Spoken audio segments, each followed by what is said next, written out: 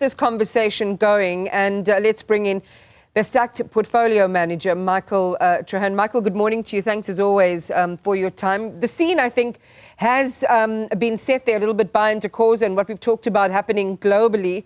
And I'd like for you to reflect on, from your perspective, how you see things playing out in South Africa, given the movement on the JSE and the impact on commodity prices.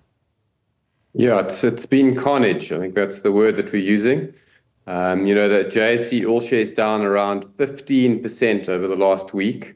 As your previous commentator pointed out, we started last week off on the back foot due to GNU worries. Our retailers and banks particularly hard hit, also weakening of the rand. And then we woke up Thursday morning with these monster global tariffs imposed by the US. And it's just about every asset class has been punished. Even oil down to historic, or not historic lows, but 6-year lows. Things have been tough. Going forward, I think it depends on where the White House thinks what level these tariffs need to be. From my perspective, it looks like the White House is using this as a negotiation tactic. And the numbers that they released last week won't be where we settle.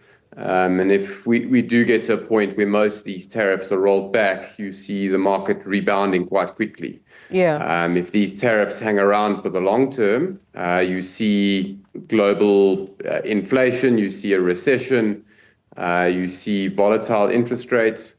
But I think showing how much the market wants us to turn, just a phone call from Vietnam's president last week, Friday, saw athleisure stocks like Nike and Lululemon jump 5% almost instantly. So it shows you that the market is not a fan of these tariffs, and any positive news will be met with a positive reaction in share prices.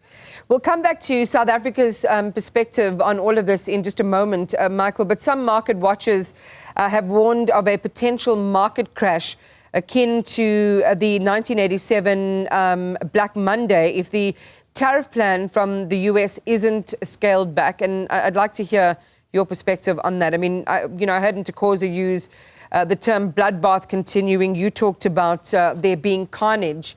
What do you think about the possibility of this happening?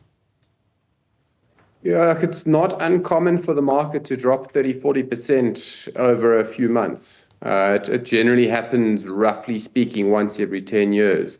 During COVID, the stock market was down 30%, or most stock markets globally were down around 30%.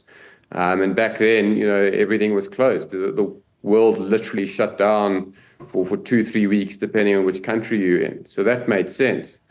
For the global markets to be down now, similar numbers just because of tariffs, it all looks fairly self-inflicted, and hopefully the people causing the pain can reverse it. The reality is, the old saying is, if the US sneezes, the rest of the world catches the cold. If these tariffs stick around, the US is going to import less. They are going to consume less. The US will go into recession. Their major trading partners will go into recession. And it's a very big knock-on effect. And that then leads to markets struggling. Do we see another Black Monday and a Black Friday? I don't know. That's very emotion-based. But in the short term, things look gloomy. Long term, I think you still have to back markets to rebound, particularly if these tariffs are rolled back quite quickly. And there has to be the perspective that we have to look for opportunities, it would seem. Now, we announced as a country last week there would be no immediate retaliation against US tariffs. Instead, the focus now seems to be on seeking exemptions and quota agreements through diplomatic channels, but also critically to reduce reliance on US markets. Micheal, how significant an era are we in for large-scale changes in how we trade as a country and who we choose to deepen our partnerships with? Yeah, I think the reality is that we're such a small trading partner of the US that retaliatory tariffs won't be noticed by the US, but it would significantly hurt our economy. I think your points about strengthening trade ties with countries outside of the US is what we need to be doing. If you look at what we export to the US, it's mostly minerals and cars. So to try and move those to other countries, I think would be quite tough. But I think if we can focus on other areas like our fruit, getting that into the rest of the world, maybe changing our trade balance, that will help as well. But the reality is that all these things take time. You know, large economies are like a massive ship. They can't turn immediately. So it needs to be long-term planning. And I think the reality is you don't want a trading partner that's so erratic like the US. You'd rather have someone like the EU that is far more measured, far more calm. And if you can improve your trade relations with them, then that's great news for our economy. It means we're more insulated from these global movements. Micheal Treherne, Portfolio Manager at Vestact, thank you very much for your time and for your perspective this morning. We appreciate it. It's a big story affecting the markets and one we'll continue to give attention to.